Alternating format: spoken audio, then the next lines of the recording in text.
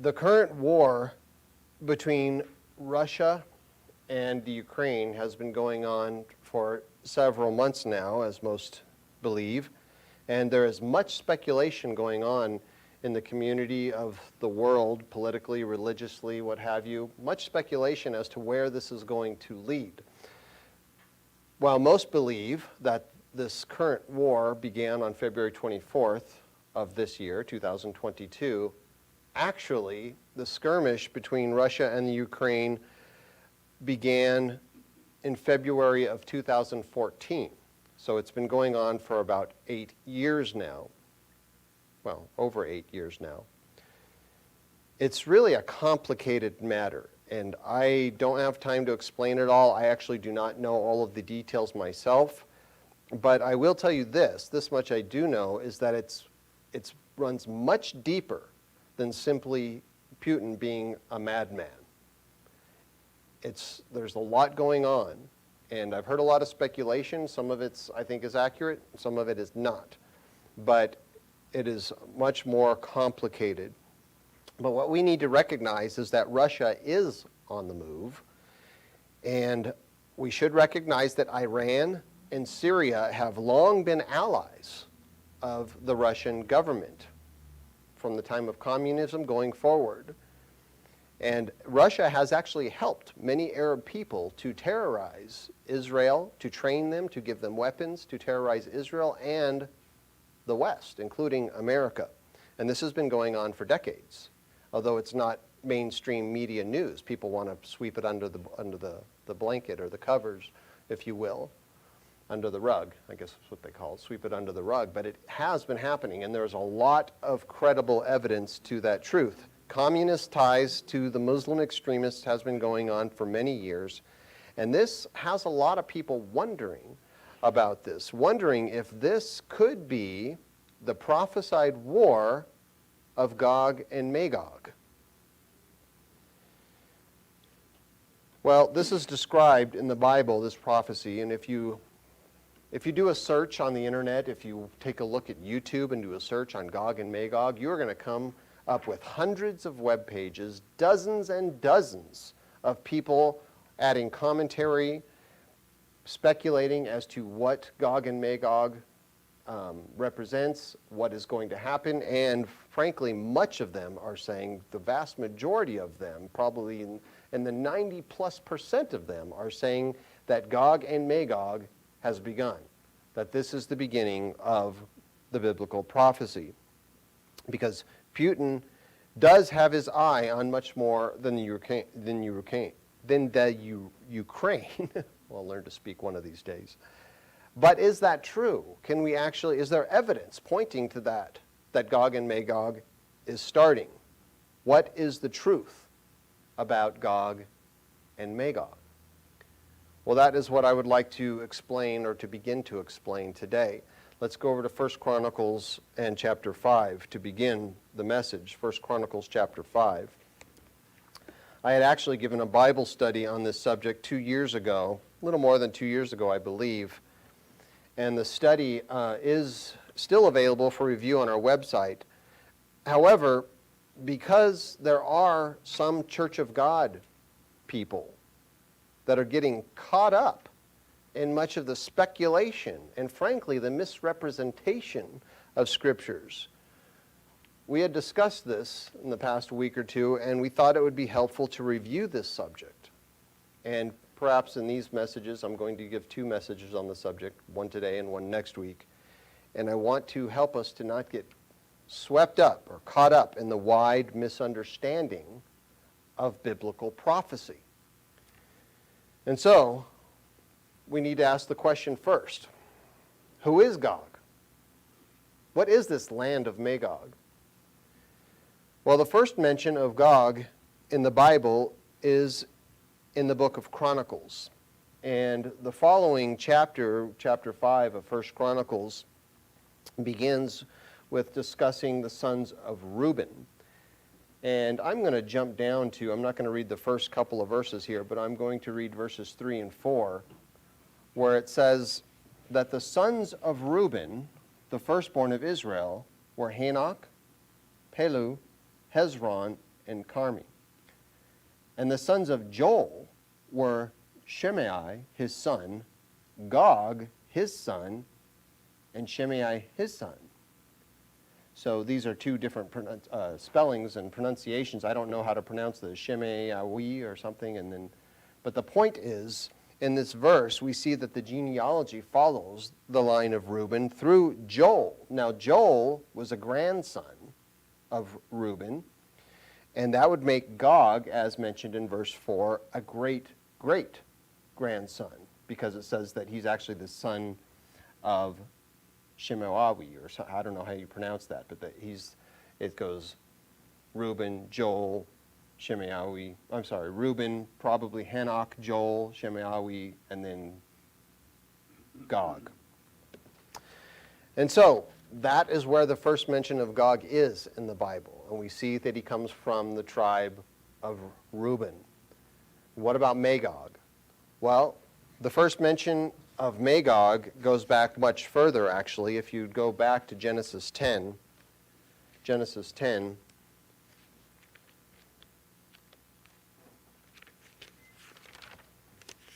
10 actually talks about the sons of Noah. And in the first two verses, talking about these nations that descended from Noah's children, it says, now this is the genealogy of the sons of Noah, Shem, Ham, and Japheth. Notice Japheth, and then we'll talk a little bit more about that in a bit. And then it says in verse 1, and sons were born to them after the flood. The sons of Japheth were Gomer, Magog, Madui, Juvan, Tubal, Meshech, and Tiras. And then it goes on after that to talk about the sons of Gomer, which we're not going to go into detail at this point.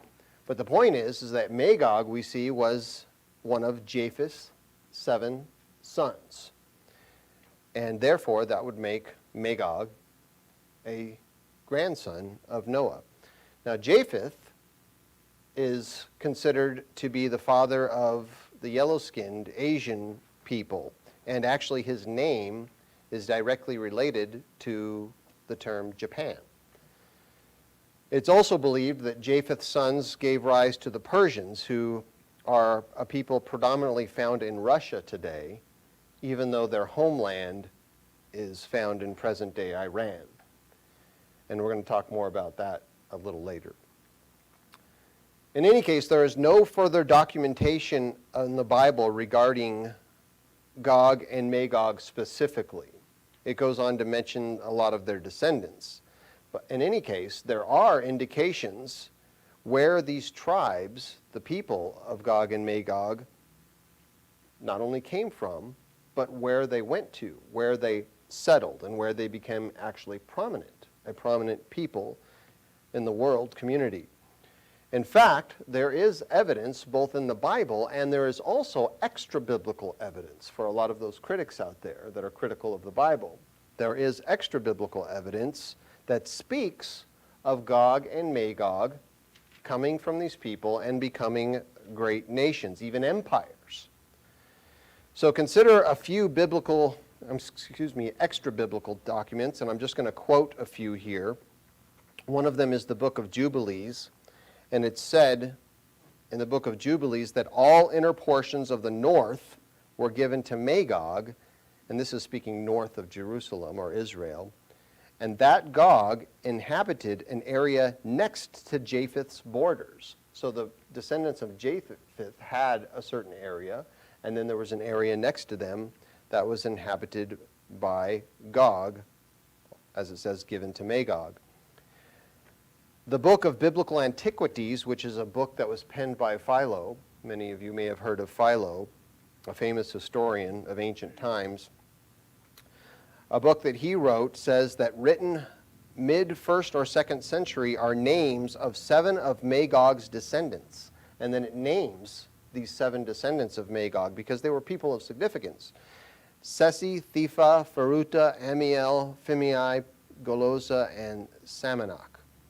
And this writing goes on to say that 340 years after the flood, the great flood during Noah's time, that the sons of Magog were at that time considered princes over thousands of people, and it gives an exact number of something like 6,200 people.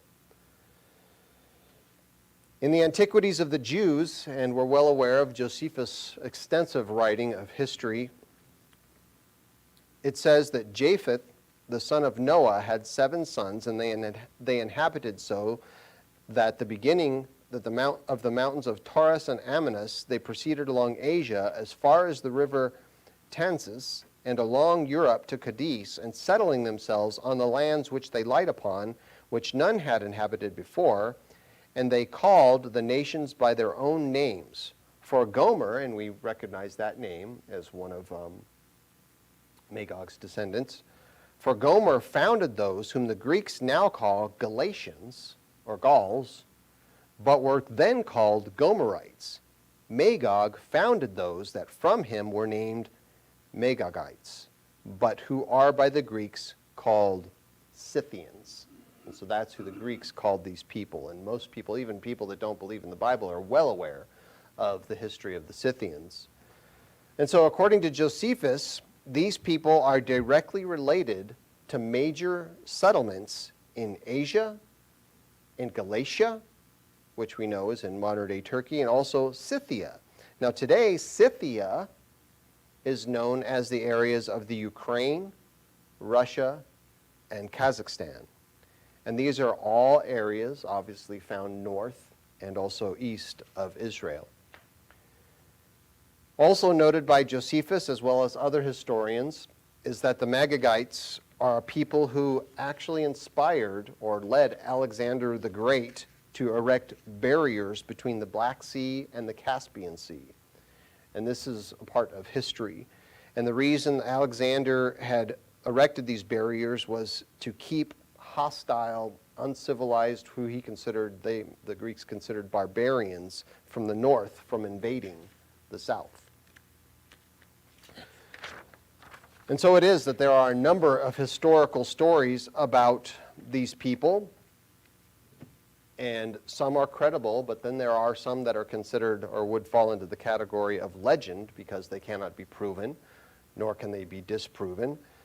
Some say that Gog and Magog were actually human flesh eaters, and there are ancient depictions of these people characterizing them as beastly individuals with a lot of body hair and having beak-like noses, kind of like some kind of a half-human, half-animal type being. And this, because of such accounts that would fall into the category of legends, it has caused some people to be very skeptical and critical of the biblical accounts of not just Gog and Magog, but biblical accounts of history and prophecy in general. And they consider it all just to be a bunch of myth and fairy tale, just like those depictions of hairy beasts with beak-like noses. However, such portrayals of Gog and Magog do not mean that these people were fictional. What it simply means is that they have long been considered, for centuries, a hostile people, clans who were thought to be barbaric and very troublesome to their neighbors. So instead of being part of an ongoing elaborate tale, the many mentions of them throughout history indicate that they in fact did exist from ancient times. And so the question then, of course, is where are they now? Who are these people today? Well, the identification of these people has shifted over the centuries, which makes following them a bit confusing. And perhaps this message today, I'm not going to go through all of the history of these people, but I will go through it in part, and it might be something that people might want to review a little more deeply in the future. But because the people are depicted as being wicked in their personality, and this is depicted not just in biblical prophecy, but also throughout other historical writings, some people have always associated Gog and Magog with a people who have persecuted Jews and then later persecuted Christians, and this might be true. Eusebius, in fact, frequently associated Gog and Magog with the Romans after the Roman Empire converted to a form of Christianity, although a false form of Christianity. Ambrose identified Gog with the Goths, who we know as a Germanic tribe, a pre-German tribe. Jerome associated them with the Scythians and also associated them with people of Arabic origin. And some actually said that the Goths, the Scythians, and the Amazonians were all descendants of the same Gog and Magog. In the 9th and 10th centuries, kingdoms in the Khazars, and this is the area of the early Turks, were documented to be living in the lands of Gog and Magog. And again, this is an area north of Jerusalem, some 1,000 to 1,500 miles, and then even stretching further when you consider the other references. After the Khazars, the Mongols arose, and the Mongols were actually associated or identified with Magog. In fact, some even called themselves the Magogali. There was a traveler by the name of Friar Rickhold, and this was a traveler in the 13th century, 1291 to be exact. In 1291, he wrote about the Mongols after visiting these people and spending time with them, and he said this. He said, "They say of themselves that they are descended from Gog and Magog, and on this account they are called Magali, as if from a corruption of Magogali." And so in the Quran, 2 chapters discuss Gog and Magog, but that unholy book portrays them wrongly. But even so, even in that book, their depictions indicate that Gog and Magog are unfavored people, even unfavored among many Arabs. And so because of the limited text that we have in the Bible, and also somewhat limited text when we look at history, even though there was a lot of documentation circulating even today about those people, in order to fully understand who these people are today, it would be wise for us to consider what they are going to do in the future.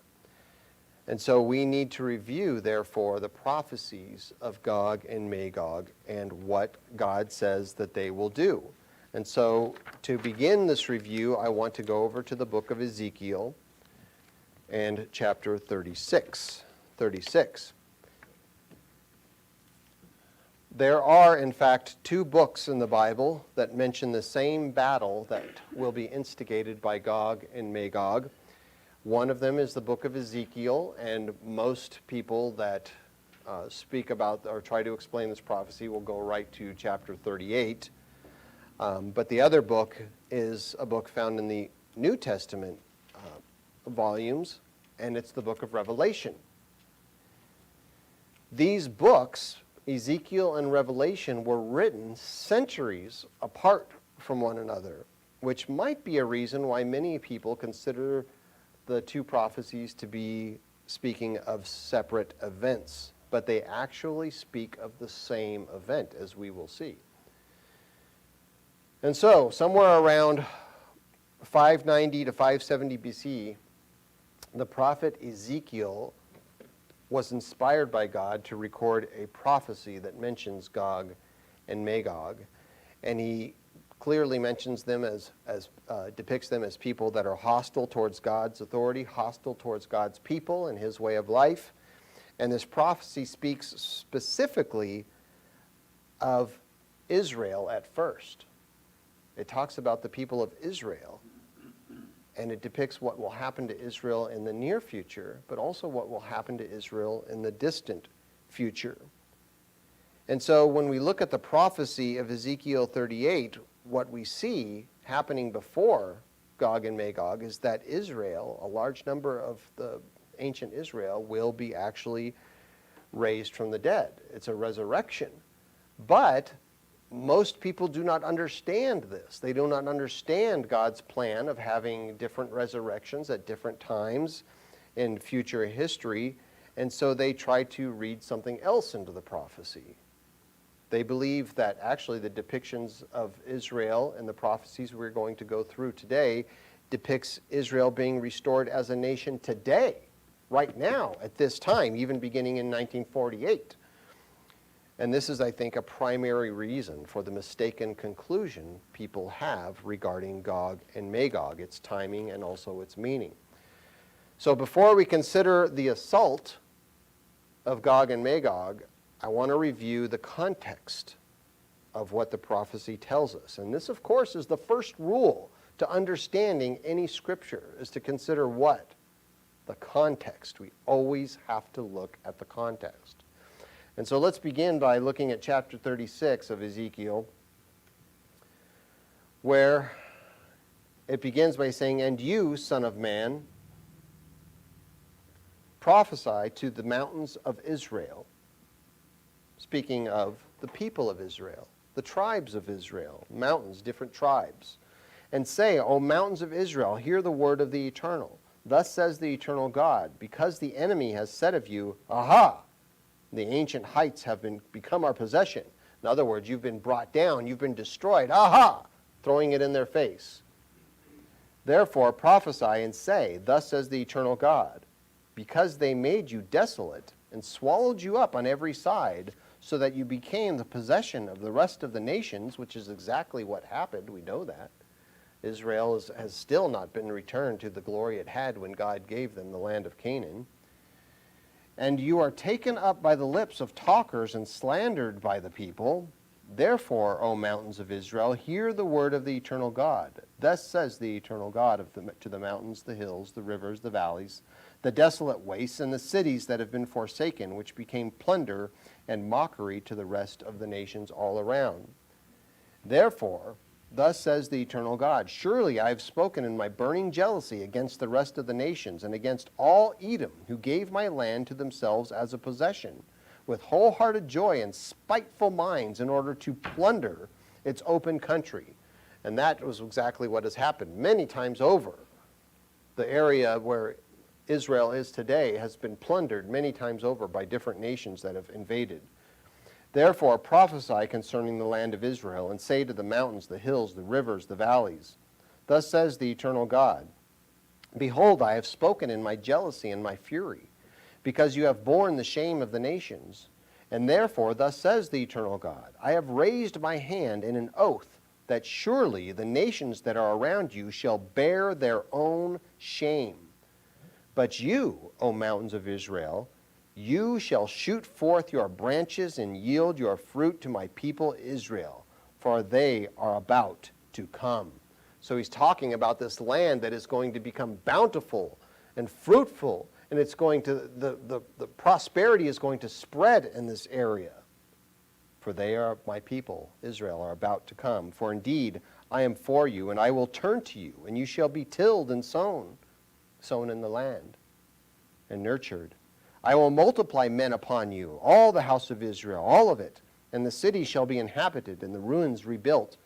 And I will multiply upon you man and beast, and they shall increase and bear young, and I will make you inhabited, as in the former times, and do better for you than at your beginnings." So even the greatest time that Israel experienced, which would have been under the leadership of King Solomon, it's going to be better than that. "Then you shall know that I am the Eternal. Yes, I will cause men to walk on you, my people Israel. They shall take possession of you, and you shall be their inheritance. No more shall you bereave them of children. And so thus says the eternal God, because they say to you, You devour men and bereave your nation of children. Therefore you shall devour men no more, nor bereave your nation any more, says the eternal God. Nor will I let you hear the taunts of the nations any more, nor bear the reproach of the peoples any more. Nor shall you cause your nation to stumble any more, says the eternal God. Moreover, the word of the Eternal came to me, saying, Son of man, when the house of Israel dwelt in their own land, they defiled it by their own ways and deeds. To me their way was like the uncleanness of a woman in her customary impurity. And it's talking about Israel turning away from God and defiling themselves, and therefore blaspheming, defiling God's name. And therefore I poured out my fury on them for the blood that they had shed on the land, and for their idols with which they had defiled it. So I scattered them among the nations, and they were dispersed throughout the countries. I judged them according to their ways and their deeds. And it's talking about the invasion of Assyria, and then, of course, later the invasion of the Babylonians. That's something that God allowed to take place. He didn't inspire the brutality of those people, which is why he says, I'm going to punish you for that. You know, he allowed them to come down and do the wickedness that they had devised in their own minds. But he wasn't the inspiration of their great evils. When they came to the nations, wherever they went, they profaned my holy name. Speaking of Israel, they went out and spread out all around the world, and we see that even the most tribes of Israel don't know who they are today. Nations like Dan, which we are aware where they are today, and other nations of Israel, or tribes of Israel that became nations, like France, coming from the tribe of Reuben, and vastly that God has been blasphemed in these areas. They profaned my holy name when they said of them, these are the people of the Eternal, and yet they have gone out of his land. But I have concern for my holy name, which the house of Israel had profaned among the nations wherever they went. And therefore say to the house of Israel, thus says the eternal God, I do not do this. So what he's explaining he's going to do, I do not do this for your sake, O house of Israel, but for my holy name's sake, which you have profaned among the nations wherever you went. So wherever you spread around the world, you still have profaned my name. But so I'm not doing this for your sake, as he said of Israel when he brought them out of Egypt. I didn't do this because you were so great or anything. It's because of his promise. It's because of his promise to Abraham, and he keeps his promise. God is a man of his word, or I should say a God of his word. He keeps his word for his own name's sake. I will sanctify my great name, which has been profaned among the nations, which you have profaned in their midst, and the nations shall know that I am the eternal, says the eternal God, when I am hallowed in you before their eyes. And so he is going to use the people of Israel, the descendants of Israel, to glorify his own name. To look, God is real. He is true. It's the people that were not true. Then I will sprinkle clean water on you, verse 25, and you shall be clean, portraying cleansing of their sins. I will cleanse you from all your filthiness and from your idols. I will give you a new heart, and I will put a new spirit within you. And I will take the heart of stone out of your flesh and give you a heart of flesh. And I will put my spirit within you and cause you to walk in my statutes, and you will keep my judgments and do them. Has that happened yet? No, that hasn't happened yet. This is a millennial prophecy here. Then you shall dwell in the land that I gave to your fathers, and you shall be my people, and I will be your God. And I will deliver you from all your uncleanness. And I will call for the grain and multiply it, and bring no famine upon you. And I will multiply the fruit of your trees and the increase of your fields, so that you need never again bear the reproach of famine among the nations.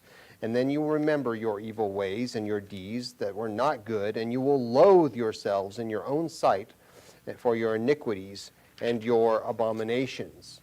And not for your sake do I do this, says the eternal God. Let it be known to you. Be ashamed and confounded for your own ways, O house of Israel.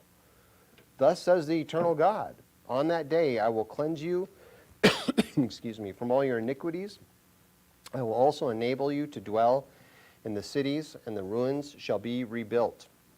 The desolate land shall be tilled instead of lying desolate in the sight of all who pass by.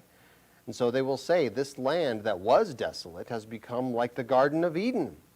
Is Israel like the Garden of Eden today? Oh, no. And this is not just symbolic. It'll become like the Garden of Eden, and the wasted, desolate, and ruined cities are now fortified and inhabited. Then the nations which are left all around you shall know that I, the Eternal, have rebuilt the ruined places and have planted what was desolate. I, the Eternal, have spoken it, and I will do it. Thus says the eternal God, I will also let the house of Israel inquire of me to do this for them, and I will increase their men like a flock offered as holy sacrifices, like the flock at Jerusalem on its feast days. So shall the ruined cities be filled with flocks of men, and then they shall know that I am the Eternal. So this entire chapter here we see is a prophecy of the millennium. This is after Christ's return.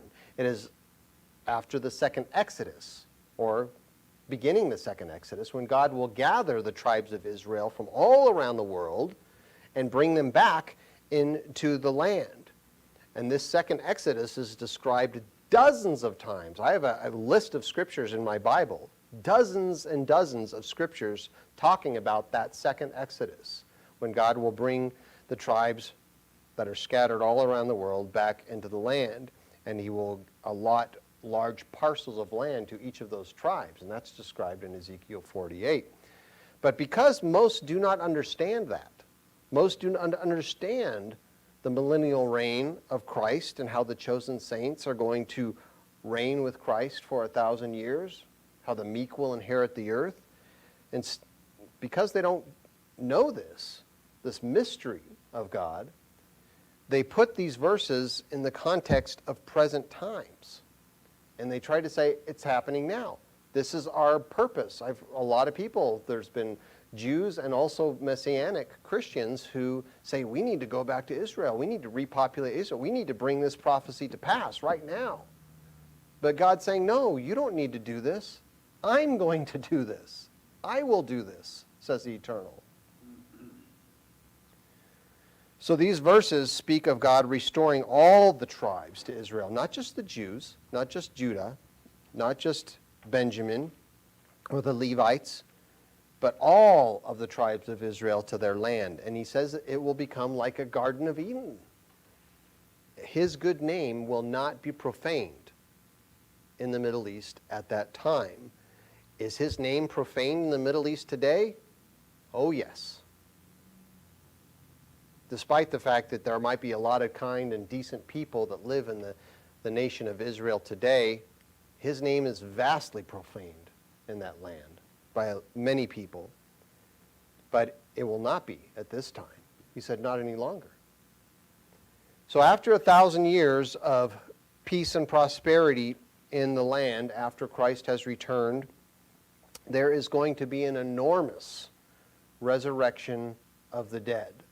Revelation 20 and verse 5 says, the rest of the dead lived not again until the 1,000 years are finished.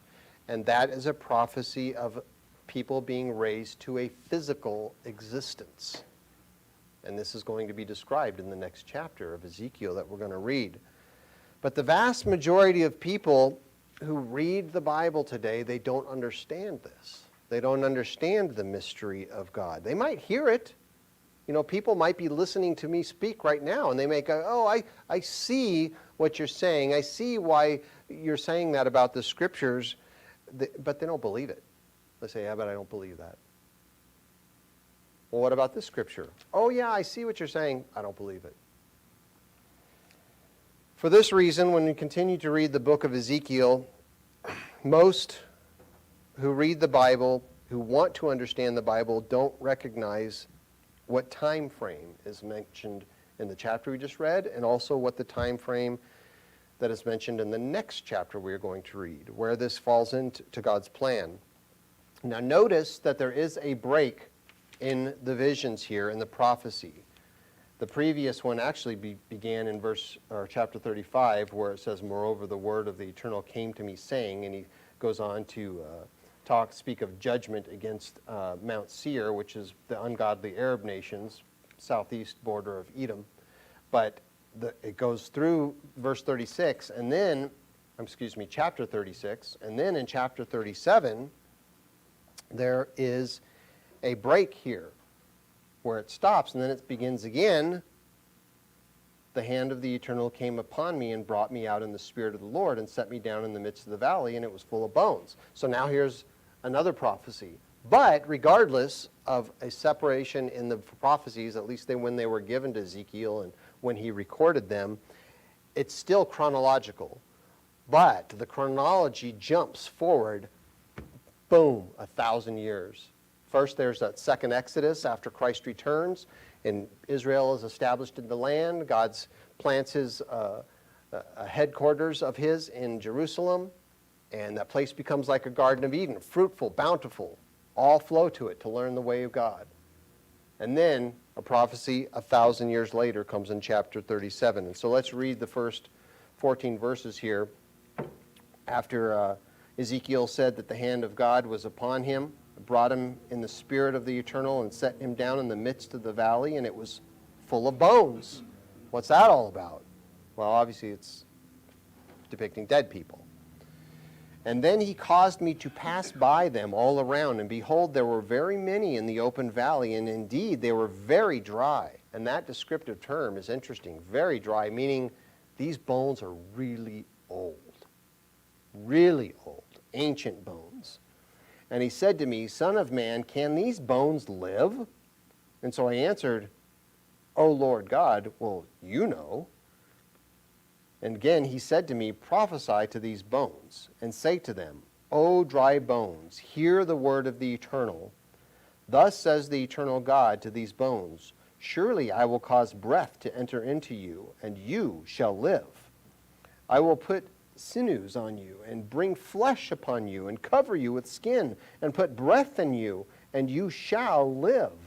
And then you shall know that I am the Eternal. So he's talking about a resurrection, bringing dead people back to life, but not changing them into spirit beings, as is described in the first resurrection, where they rise to meet Christ in the air.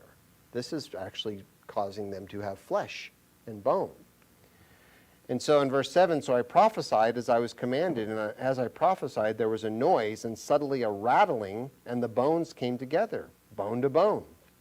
Indeed, as I looked, the sinews and the flesh came upon them, and the skin covered them over, but there was no breath in them. And he said to me, or also he said to me, Prophesy to the breath. Prophesy, Son of man, and say to the breath, Thus says the eternal God, Come from the four winds, O breath, and breathe on these slain, that they may live. And so I prophesied, and he commanded me, and breath came into them, and they lived, and stood upon their feet, an exceedingly great army. So it's not army as in the sense of soldiers, he just means a lot of people. It isn't God raising up an army of soldiers here. And then in verse 11, then he said to me, Son of man, these bones are the whole house of Israel. They indeed say, Our bones are dry, our hope is lost, and we ourselves are cut off. And therefore prophesy and say to them, Thus says the eternal God, Behold, O my people, I will open your graves and cause you to come up from your graves and bring you into the land of Israel. And then you shall know that I am the Eternal, when I have opened your graves, O my people, and have brought you up from your graves. And why would they know then? Well, because the vast majority of these people that are going to be raised from the dead died not believing in the true God. They blasphemed, they profaned his name. They went away from him. But now they're going to know, because they're going to live again. And then it says here in verse 14, I will put my spirit in you, and you shall live, and I will place you in your own land, and then you shall know that I, the Eternal, have spoken it and performed it, says the Eternal. Now, most people that read this prophecy here believe that it's just symbolic. This isn't anything that's really going to happen as is described, that it's all symbolism, and it's because they don't understand the mystery of God, the progression of God's plan. And so most people that try to interpret this prophecy today read into it that this is just speaking of Israel today, of God restoring them as a nation right now. However, the restoration that was mentioned in the previous chapter that we just read, Ezekiel 36, spoke of a second Exodus. And that is going to take place on a massive scale. Not like this small little thing that happened in 1948, as significant as it might be. That's describing something much, much greater. And neither is this prophecy speaking of a restoration of the people of Israel in the 1940s, the 50s, and into the 60s, and even unto today. None of the prophecies refer to what happened in 1948. And although that is significant, in fact, and for the pages of history that is, it pales in comparison to what God is going to do during the second Exodus and also what he is going to do during the second resurrection. So God is going to raise up all of the Israelites that have lived and died from ancient times unto that day. This is the second resurrection. It's described in our booklet on the subject, The Truth About the Resurrections. It is not the resurrection that is spoken of where those people that are chosen, a limited number of individuals, rise to meet Christ in the air. They're taken beyond the clouds to the great marriage celebration. This is a resurrection to mortality, to a physical existence, not to spirit. It is the rest of the dead, as told in Revelation 20 and verse 5. And so the next verses that we're going to read further indicate this. If we continue in verse 15, again the word of the Eternal came to me, saying, As for you, son of man, take a stick for yourself and write on it for Judah and for the children of Israel, his companions. Then take another stick and write on it for Joseph, the stick of Ephraim, for all the house of Israel and his companions. And then join them one to another for yourself into one stick, and they will become one in your hand. And when the children of your people speak to you, saying, Will you not show us what you mean by these? Say to them, Thus says the eternal God, Surely I will take the stick of Joseph, which is in the hand of Ephraim, and the tribes of Israel and his companions, and I will join them with it, the stick of Judah, and make them one stick, and they will be one in my hand. So this is not a prophecy of 1948, when the Jews began to return to the land of Canaan. This is talking about God raising up the tribes of Israel. When they died, most of those people died, they were a divided nation. They were the house of Israel and the house of Judah. But he's talking about raising up those people that were Joseph, who took on Israel's name, and it was given to his son Ephraim, as Jacob gave him the birthright blessing, saying, My name be upon them, Ephraim and Manasseh. And also Judah. That's why it says Joseph of Ephraim and the tribes of Israel and his companions, because there are other tribes that fall into that category. And it also says with Judah and the tribes and his companions, because there are other tribes that fall into the house of Judah, which, Benjamin and the Levites joined with the house of Judah. And so it is that those people, when this second resurrection takes place, they will have already been united. God will have brought the descendants of those people, that is, out of the nations. He will gather them in the Middle East. He will establish them as a nation among the nations, a chief nation, if you will, and they will be in united Israel. But when those people are raised from the graves, they will not understand any of that. Most of them will only know Israel as a divided kingdom. And this talks about uniting the house of Israel with the house of Judah. And most of the people that will be raised at that time will be aware of the divided kingdom, and so this is going to be a uniting of those people. They're not going to be raised up going, oh no, we're not part of Judah, and the other one's going, oh no, we're not part of Israel. No, you're together now. You're going to become one together.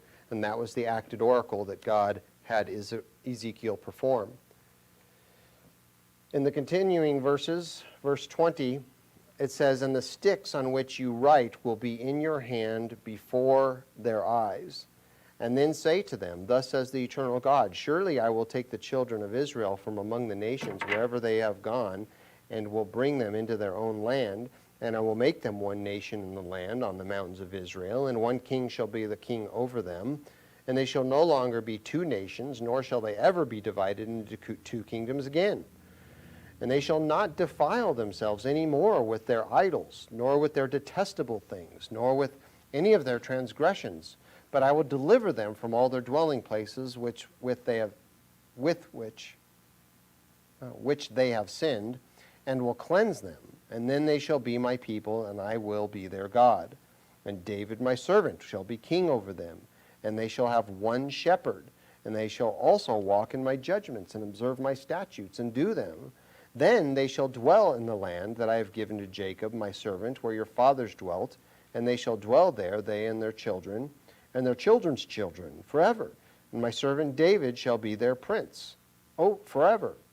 And moreover, I will make a covenant of peace with them, and it shall be an everlasting covenant with them.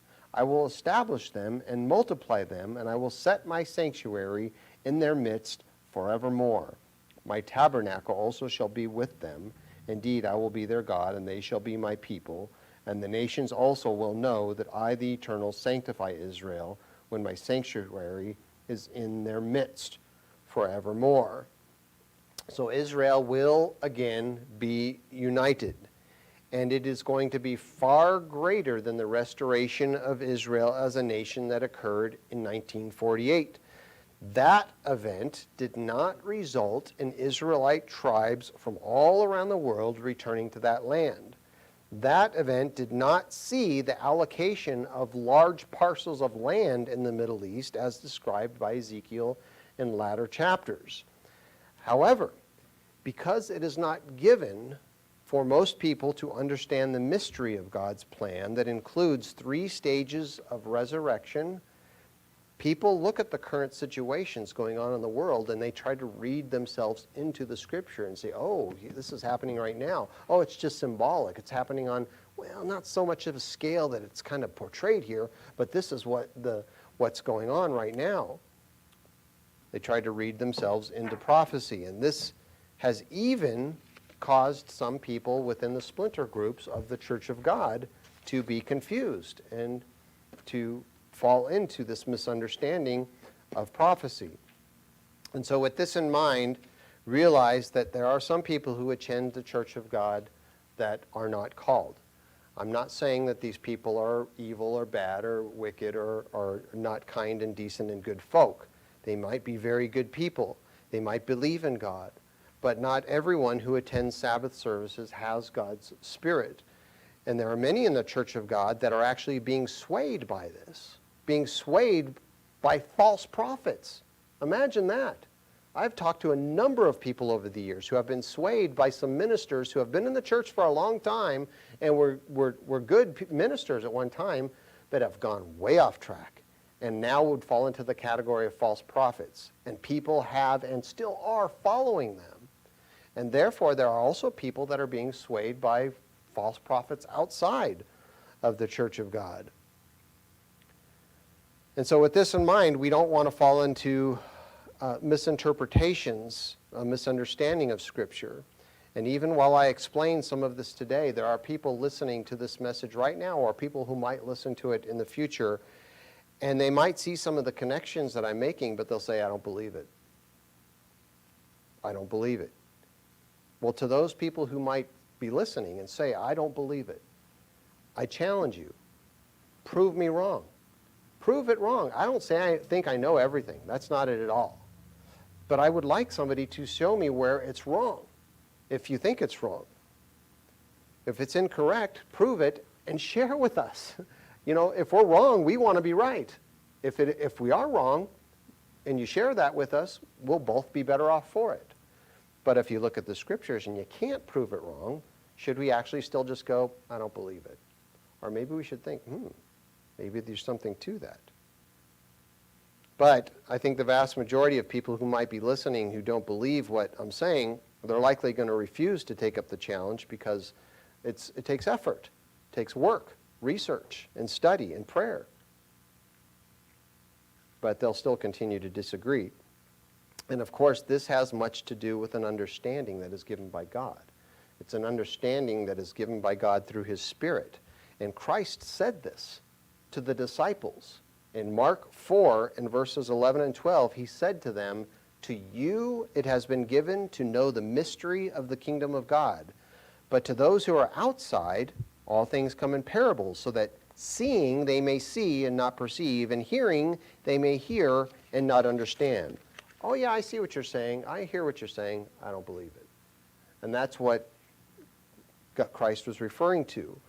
And he refers to it as being a mystery of the kingdom of God. That term is used many times throughout the scriptures. What is that mystery? What is it? Do we know? We know. We do. It's the mystery of God's plan. It's the magnificent truth of God establishing his government on the earth among men. It includes calling many people over the previous thousands of years, and out of which those people, only a relative few are going to be chosen to become kings and priests, to rule with him on the earth. It includes that first resurrection of 144,000 individuals. There will be a massive second Exodus, as we had read in Ezekiel 36, where the descendants of the 12 tribes will be brought out from among the isles or nations where they now reside. They will be planted in the Middle East. God is going to build, or have built, a millennial temple, of which, the size of which, and the magnitude of which could not exist in Israel today, the way that area is formed. He's going to have to reshape the landscape. The knowledge of God is going to cover the earth like waters cover the sea at that time. And all who desire God's Spirit for good are going to be able to receive God's Spirit. And after 1,000 years of peace and prosperity, the likes of which this world has never seen yet, after that, God is going to raise up a huge number of people in a second resurrection. And it is at that time when all of Israel from ancient times unto that day will be raised up as physical human beings, and everybody at that time will be given their opportunity for salvation. However, that second resurrection is going to include many more people than just ancient Israel. It is going to include all the people from the time of Adam and Eve forward who did not qualify for the first resurrection.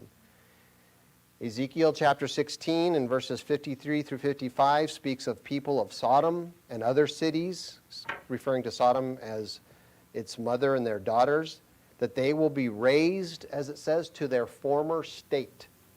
Not raised as wicked and evil people like they were previously, but raised to their former state of existence as human beings. It talks about people being captive in the grave, but being released from their captivity. Revelation 20 and verse 5 says that the rest of the dead will not live again until the 1,000 years are finished. And that resurrection that we just read about in Ezekiel 37, it is going to include people that are known as Gog and Magog. These people are going to be raised, and they are going to experience a world that has prospered enormously, miraculously, because it was under God's government and because the people lived under God's moral way of life. And they will see firsthand the kind of prosperity that God's way of life brings. And they will be able to live that way of life. They will be able to experience it for decades. But something else is going to occur at that time. Something else is going to happen after 1,000 years. And you and I know of what I'm speaking. Satan is going to be released from his prison. That he will be cast into the bottomless pit when Christ returns. But after 1,000 years, as it says in Revelation 20 in verses 7 through 8, when the 1,000 years have expired, Satan will be released from his prison and will go out to deceive the nations which are in the four corners of the earth. Why will God allow this? Why would God do such a thing? Some might ask. The reason is because in order to be a part of his kingdom forever, we have to qualify for it. We have to overcome Satan at this time, don't we? Well, what about the people in the future? Do they get off free? No challenge for them? Nothing to face? Oh no. God's saying, Okay, you've learned a lot. See what my way of life will bring? Now, let's see if you'll stick to it. You're going to be faced with some challenges, some trials. And so it is at that time that lust of the eyes, lust of the flesh, and pride is going to come in again. It is going to convince many to willingly sin, even when the knowledge of God is going to continue to cover the earth. And it is that at that time that a large number of individuals are going to come together and they are going to form an unholy alliance. Wicked people from different parts of the world are going to join forces and they're going to make plans to conquer the Holy Land, the Middle East. And they are going to kill, or try anyway. Their plans will include killing anyone that gets in their way. And they're going to do this thinking that the inhabitants of the Middle East are easy prey. Why would they think they're easy prey? Well, the world will have lived without learning the ways of war in a state of peace and prosperity for more than 1,000 years. The people will be a people that never needed to consider war. Why would we want to learn about that? What's the point? There's no war. There's not going to be. We don't have nothing to be afraid of. And they are going to be a people without walled villages, a people that do not have a need of weapons because they do not fear invasion. And so it is, in the next chapter, God foretold about that future assault of Gog and Magog, and he put a label, a name on the people, those people who are going to follow Satan's lead, and frankly follow wicked human nature's lead. In Ezekiel 38 now, in verses 1 through 4, now the word of the Eternal came to me, saying, Son of man, set your face against Gog of the land of Magog, the prince of Rosh, Meshech, and Tubal, and prophesy against him. Those names sound familiar? Yeah. Those names were given as the sons of Japheth, Meshech and Tubal. And here we have Rosh, and prophesy against him, and say, Thus says the eternal God, Behold, I am against you, O Gog, the prince of Rosh, Meshech, and Tubal. I will turn you around and put hooks into your jaws and lead you out with all your army, horses and horsemen, all splendidly clothed, a great company with bucklers and shields, all of them handling swords. And so these verses say that Gog is of the land of Magog, and it combines these two terms, saying that they are indicating that they are united people. They have a chief over them that is called the Prince of Rosh, Meshech, and Tubal. So these three names, pardon me if this is review for some of you, but there are people that don't understand this, and we should. We need to understand it. These three names refer to people that are mentioned in the Bible that became nations. Rosh. Rosh was a son of Benjamin. This man is the forefather of a people who became known as Ross or Russ, and it leads us to the term Russia. Meshech and Tubal were sons of Japheth. They became 7th century kingdoms north of Israel. Meshech is also known as Mashki, which became a name of the capital of Russia, Moscow.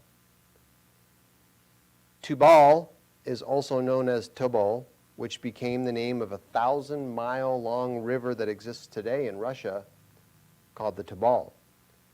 It is also the name of one of the oldest known settlements of Russia, called Tobolsk. And so Gog is considered to be a prince of these people, meaning a chief person, a person of great importance to the history of a strong, a powerful nation in the northeast of Israel, or I should say northeast of Israel. And we know that area as what today? The Ukraine, Russia, Kazakhstan. Russia, in fact, is the largest territorial nation in the world, but it's actually a conglomerate of people today. And as we continue to read the prophecy in these next verses, there are other nations we see that are included in this mix. In verses 5 and 6, it says, Persia, Ethiopia, and Libya are with them, all of them with shield and helmet. Gomer and all its troops, the house of Togarmah from the far north and all its troops. Many people are with you. So this is an alliance here. Like I said, an unholy alliance of people that are waging war. Now, Persia, Ethiopia, and Libya, these are familiar names to us, but they're actually translated. If you're, depending on the translation of the Bible you're reading, some of them put that as Paras, Cush, and Phut. Now, the reason translators, I'm reading the New King James Version, the reason translators inserted the terms Persia, Ethiopia, and Libya, terms that we're familiar with, is because it has long been known the descendants of these people are the Persians, the Ethiopians, the Libyans. So Paras is a Persian people, and they migrated north to Russia, and this led to much of the traditional architecture and culture that we see in Russia today. However, the location of the ancient Persians is Iran, and this again points us to the unholy alliance between them and Arab people. Cush and Phut are descendants of Ham, and these are the forefathers of the black and the Indian people. And these people were originally centered in Ethiopia and Libya, although they're all in all over parts of the world today. Gomer is also mentioned here, who was a son of Japheth, the father of people that might be called Asian or Oriental. Some find the term Oriental offensive today. I'm not sure why. It just simply refers to people of the Orient. Togarmah was the son of Gomer, who was a grandson, therefore, of Japheth. And these are believed to be Arabic peoples that were once centered in modern-day Turkey and also down south of Israel in Arabia. And so the point is, the confederation of these people represents a multinational alliance coming together, and they come together with a common goal in mind. As God foretold, Satan is going to go out after he's released from prison.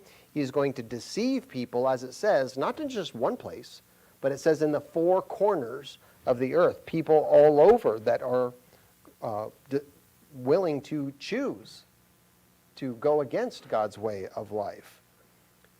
And so it's clear, if you look at the history of these people, some of the people that I had just mentioned, it's clear that many of the people today, for a long time, they have a long history of wicked traditions and unholy beliefs. You can find that in much of the Asian culture and in the culture also of the Indians and Arabs and the Africans. A long history of idolatry and mystical religious rites among these people. Now, over the last few hundred years, we have seen the rise of communism. And communism has led Russia and China to develop atheist views. But really, when you look at it, atheism is just a form of idolatry, is what it is. Because it just makes the person in charge, in God's position of deciding what is right and wrong. It just breaks the first commandment, second commandment, third. You can just go right on down the list. And so it is that Muslims today claim to worship the God of Abraham, but it's clear that the God that Muhammad worshipped in the Quran is not the God of the Bible. And as a side, in defense of the ethnicity of many of these people, we have to realize that just because a person might be a descendant of the Persians or the Arabs or the Asians or what have you, this does not, the Indians, it doesn't predestine them to become ungodly people. It's not their fate. They can choose otherwise. We all have a choice. Everybody has a choice. And out of love, God is going to give everybody the opportunity of salvation. He's going to give everyone the chance to live a morally decent way of life. We simply have to choose it. We just have to go, no, I'm not going to do that. I'm going to do this. So it doesn't matter what your ethnicity is. Like Paul said, and there's neither Jew nor Greek. There's neither male nor female. We're all one in God if we choose God's way of life. So ancestry doesn't mean that we're going to disobey God. We can do exactly as God says, as he has dictated. God said of the faithful in Romans 9, he said, they are not all Israel who are of Israel. In other words, what Paul was saying is God had in his mind what an Israelite should be. As Christ said of Nathanael, behold, an Israelite indeed. Not because of his lineage, not because of his ancestry, because of how he lived, of what he chose to do, because of his moral decency, the ethics, which are God's ethics. And so Paul said they are not all children because they are the seed of Abraham, because you can be an Israelite, full blood. You can be a Levite. You can be from the tribe of Judah. But if you do not choose God's way of life, you're not considered one of God's people. So it is that being a physical descendant of Abraham or Jacob doesn't buy us any favor, as God said through the prophet Isaiah, to this person, man or woman, will I look, those who are humble and have a contrite heart and tremble at his word, meaning highly revere his word. It's at the top of their list. This is of the utmost importance, God's ethics. And so, those who choose God's way of life are considered Israelites. They will be grafted, if you will, into his people. And something similar could be said of those people who are proud, those people who are evil, those people who are unremorseful of their sin, those people that do not highly revere the Word of God. You could say of them, they are not all Gog who are of Magog. That it's not simply going to be just those people that are, Russian or Arabic or Asian or what have you, Indian. It's not going to be just those people that are going to be joining the forces of that rebellion. No, there will be, I think, even some people swept in from the people of Israel, from the tribes. Because it's a choice. It's a choice people have to make. Ethnicity is not going to be a factor of God's judgment if we choose his way of life. All who choose the way of Cain is going to be lumped together with the wicked. And so God issued a warning to those people of Gog and Magog long before the assault will occur. In the next two verses, or three verses, verses 7 through 9 of chapter 38, prepare yourself and be ready, you and all your companies that are gathered about you, and be a guard for them. After many days you will be visited. In the latter years you will come into the land of those brought back from the sword and gathered from many people on the mountains of Israel, which had long been desolate. They were brought out of the nations, and now all of them dwell safely. So it's talking about after the millennium. They're all dwelling safely in this land. They were brought out of the nations. But speaking of Gog and Magog, you will ascend, coming, and it is going to happen before the final judgment. And as we continue to read the prophecy, the list of clues as to when this is going to happen continues to grow. There's a great deal of evidence here.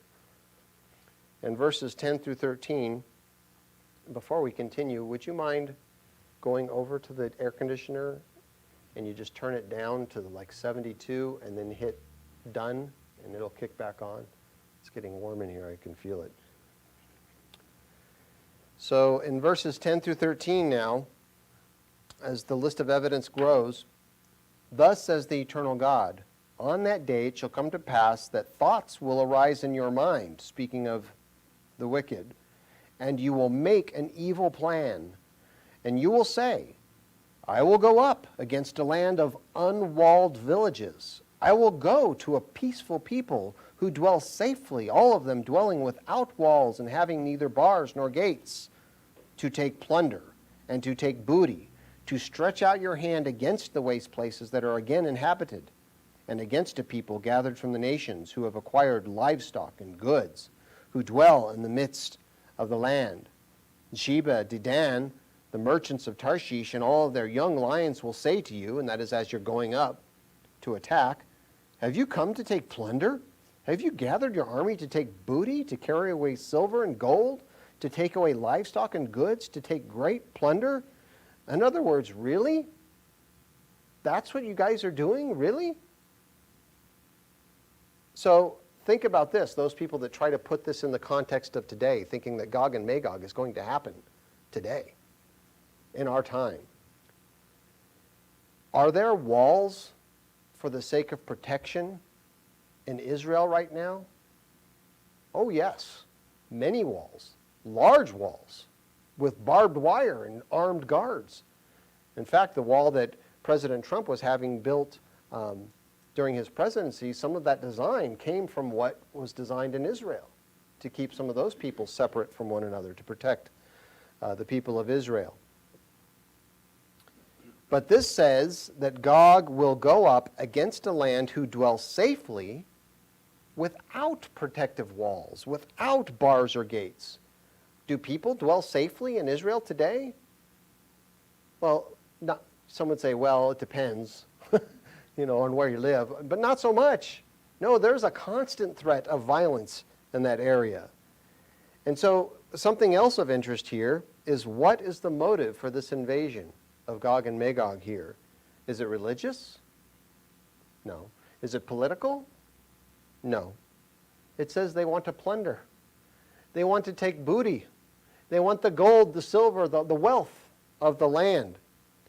And so there are people that are going to see them marching through their land, and they're surprised at what's happening, and they ask them, are you going up to do that? Really? That's what your plan is? And interestingly, the names of these concerned onlookers, Sheba and Dedan, which are called merchants of Tarshish, which is an area there in the Middle East, these two names, Sheba and Dedan, actually come from the descendants of Abraham through his wife Keturah.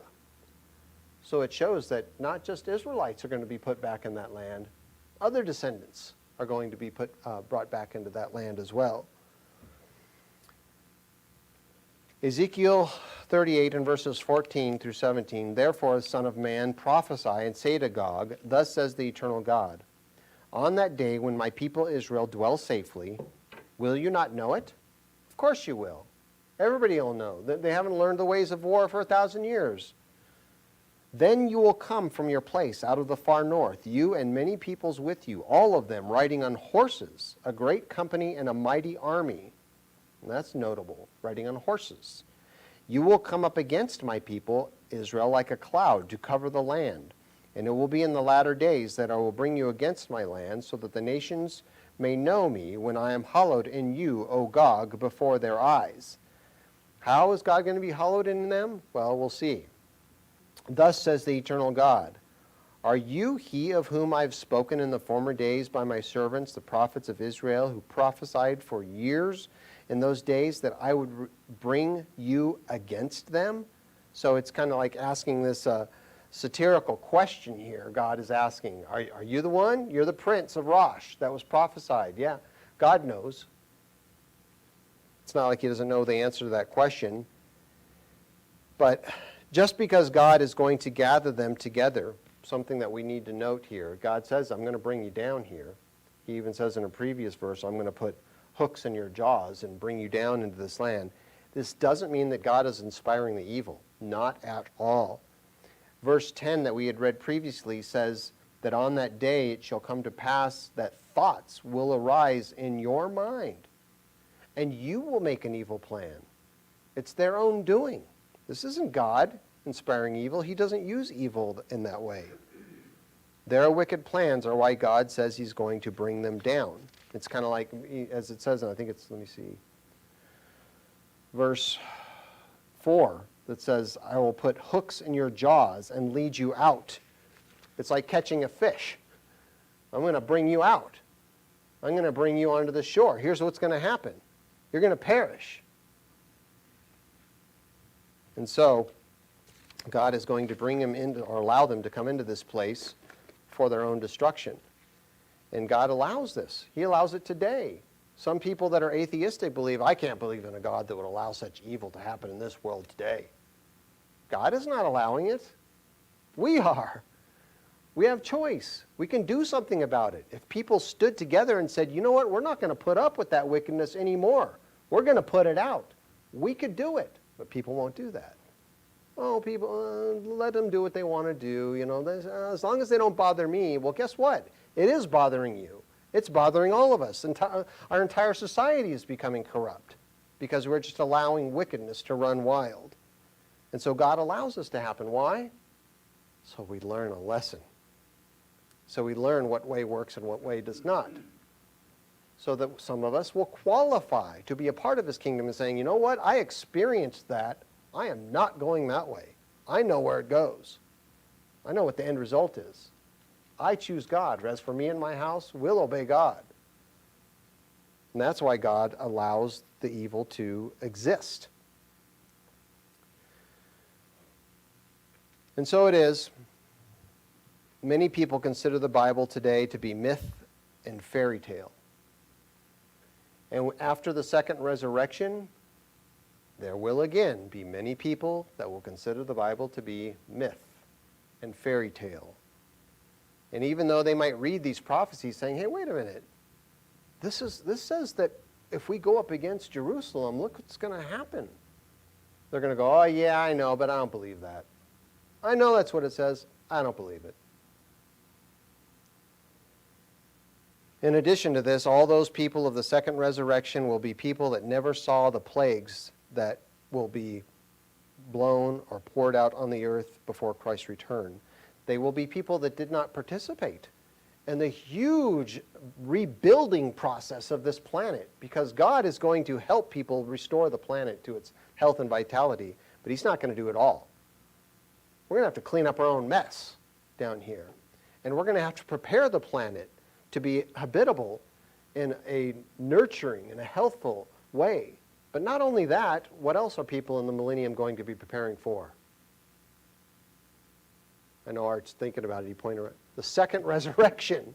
They're going to have to be preparing because there is going to be billions of people that are going to be raised from the dead during the second resurrection. And they're going to need places to live. They're going to need jobs. They're going to need things to do so that idle minds don't go astray. And so people are going to be preparing for that. And those that God chooses to be kings and priests in the kingdom are going to be supervisors of that process of rebuilding the planet, which is why I think another reason why the scriptures say that mountains will be brought low and valleys will be raised up. I think God is going to create more habitable space on the planet.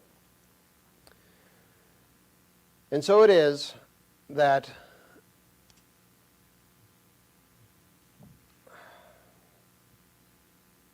God is going to allow this to happen once again in the future, and it is so that people will see firsthand how God deals with stubborn pride, lust of the flesh in the eyes, and treachery. And the next verses 18, and it will come to pass at that same time when God comes against the land of Israel, says the eternal God, that my fury will show in my face.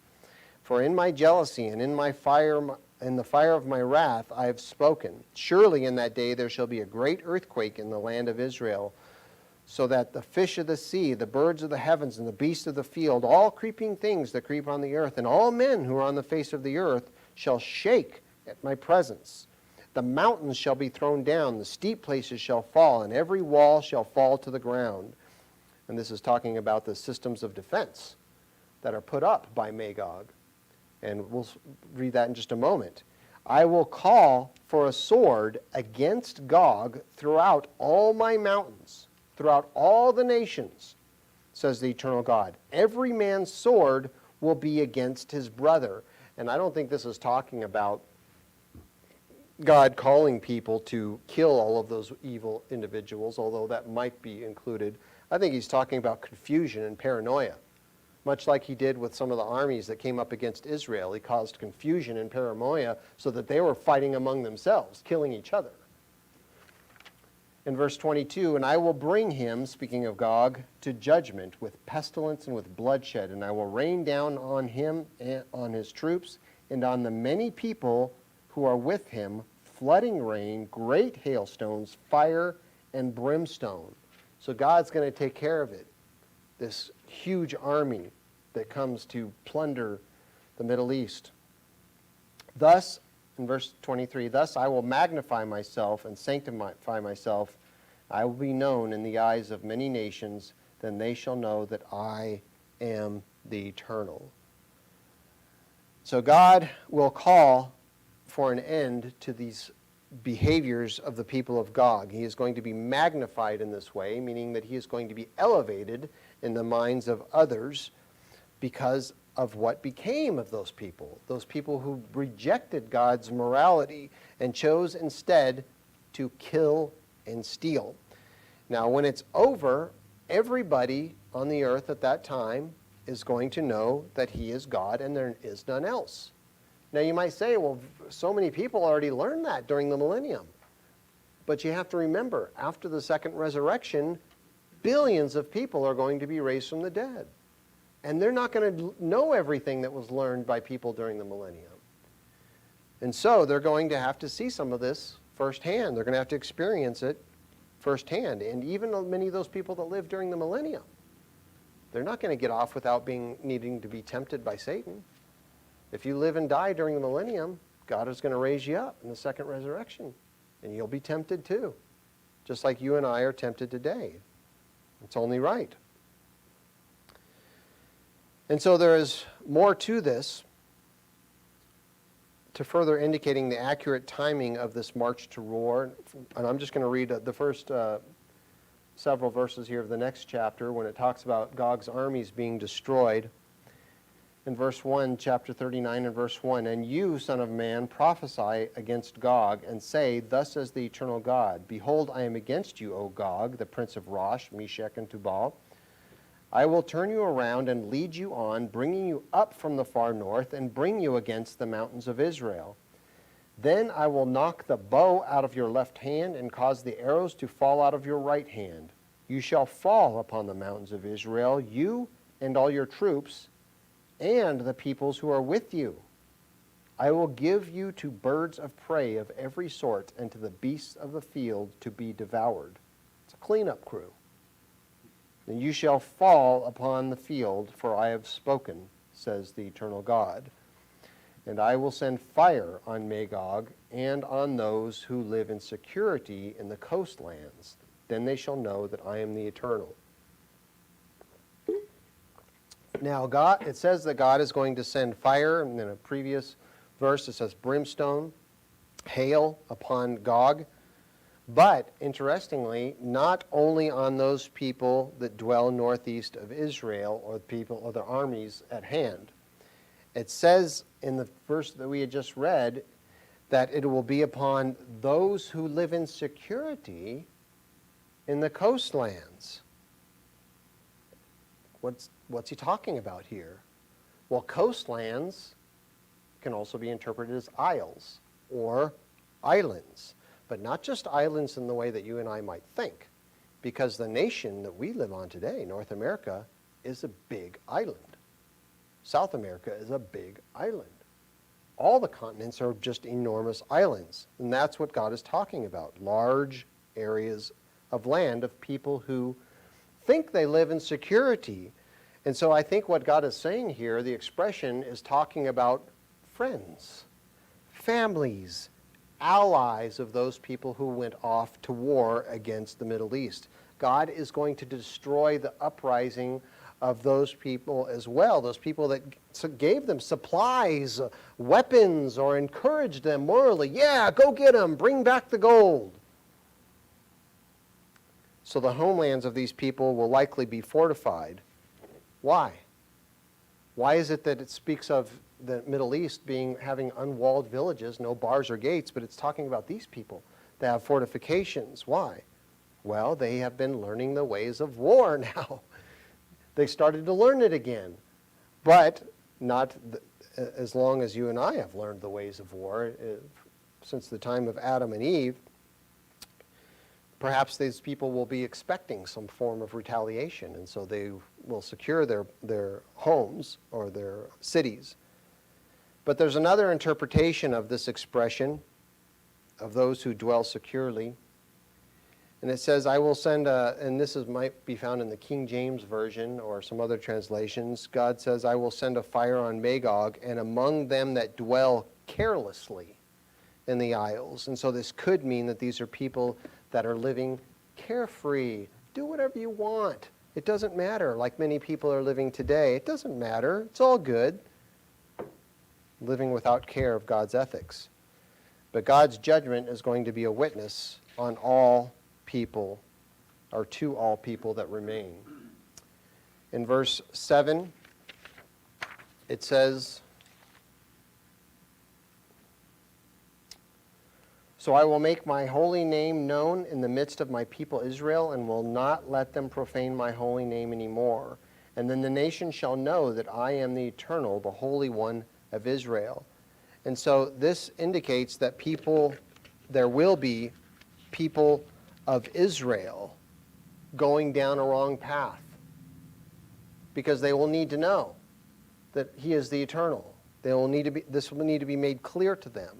And think about this, after 1,000 years of God's government on the earth, why would people of Israel now be caught profaning God's name? What's going on here? What happened? Well, the reason is because there will be a time period after Satan is released from his prison, that he will go out and deceive the nations which are in the four corners of the earth. Now, some people are going to turn entirely against the way of God, but there might be people that are simply going to lower their standards, like we see happening today. It's okay, it's not that bad, it's just a little sin, it's not that big of a deal. And so people will profane His name again in the land of Israel. It says that Satan is going to deceive people from the four corners of the earth. And so some people will deserve death because of their great sin, perhaps others another form of rebuke or punishment. I mean, why else would God use this as a witness to them? In verse 8, it says, Surely it is coming, and it shall be done, says the eternal God. This is the day of which I have spoken. And the next verses we're going to read, verses 9 and 10, further indicate the accurate timing that I have been explaining when it describes weapons of war that are going to be used at that time. Take note of this. Verses 9 and 10. Then those who dwell in the cities of Israel will go out and set on fire and burn the weapons, both the shields and the bucklers and bows and the arrows and the javelins and spears, and they will make fires with them for 7 years. This is pretty specific. This is not symbolic. This is specific. Naming all these different types of weapons and making fires with them for 7 years. They will not take wood from the field, nor cut down any from the forest, because they will make fires with the weapons. And they will plunder those who plundered them and pillage those who pillaged them, says the eternal God. And so these are weapons that you and I might consider primitive today. Modern weapons of war, I mean, we're living in a world that has learned the ways of war for almost 6,000 years. And what do we have after learning the ways of war for this long? Tanks, guns, machine guns, missiles, hand grenades, fighter jets, aircraft carriers, nuclear missiles. Look at the technology that has been used to devise terrible methods of war and destruction. But we're talking about a people that wouldn't have learned the ways of war for that long. They'll only be given decades before this happens. And so these people, they ride horses. They carry spears, bows and arrows, javelins. They have shields. These descriptions are not symbolic. They are literal. And it would be ludicrous to think of going to war against a nation today with javelins and arrows. And so the reason for the primitive weapons is because this is going to occur after the world has not learned war for a long time, And the lifestyle of people during that time is going to be much simpler than it is today.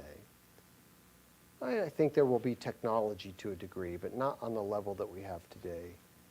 And it's going to be a time when people will use what we might consider primitive. Wood for fires. We're not pumping, gas out of the ground and contaminating the earth with all the chemicals and the contaminated water that we push into the earth while we get out the natural gas. It is going to be a much simpler and, I think, an agrarian-based society. So this is going to be fuel for their fires. For 7 years, it says. 7 years. And that shows us something, that the final judgment, the third resurrection, when all will be judged, all will stand before God's throne, that is going to take place probably about 7 years after the rebellion of Gog and Magog. And this fits God's plan. It only fits. In fact, when we consider the prophecies of Ezekiel 37, 38, 39, it only fits if it occurs after 1,000 years of Christ's rule. It is not something that is going to occur in our lifetime. But there is a second witness, and I'm not going to go into detail. I'm just going to mention it very briefly. A second witness to this. And it's in the Bible. It's not my own witness. It's not me. I'm just simply reading what God wrote or had written. If you go to Revelation 20 and verse 1, I've quoted this several times in the message today, but notice what it says. This is after the 1,000 years. Excuse me, this is just before. Verse 1, I would like to go to verse 1. Really, verse 4 is more fitting, but let's pick it up in verse 1. Then I saw an angel coming down from heaven, having the key to the bottomless pit, and a great chain in his hand, and he laid hold of the dragon, that serpent of old, who is the devil and Satan, and bound him for 1,000 years, and cast him into the bottomless pit, and shut him up, and set a seal on him, so that he should deceive the nations no more till the 1,000 years were finished. But after these things, he must be released for a little while. After these things, he must be released. Just for a little while. Relatively short period of time. And I saw thrones, and they sat on them, and judgment was committed to them. And then I saw the souls of those who had been beheaded for their witness to Jesus and for the word of God, who had not worshipped the beast or his image, and not received his mark on their foreheads or on their hands. And they lived and reigned with Christ for 1,000 years. But the rest of the dead did not live again until the 1,000 years were finished. This is the first resurrection, speaking of the people previously. Blessed and holy is he or she that has part in the first resurrection. Over such the second death has no power, but they shall be priests of God and of Christ, and shall reign with him 1,000 years. And then notice what happens next in the timeline of events. Now when the 1,000 years have expired, Satan will be released from his prison, and will go out to deceive the nations which are in the four corners of the earth, Gog and Magog, to gather them together to battle, whose number is as the sand of the sea. And they went up on the breadth of the earth, and surrounded the camp of the saints, speaking of the holy city and the beloved city. And fire came down from God, from heaven, and devoured them. Is it a match? Yes, it matches Ezekiel 38 and 39.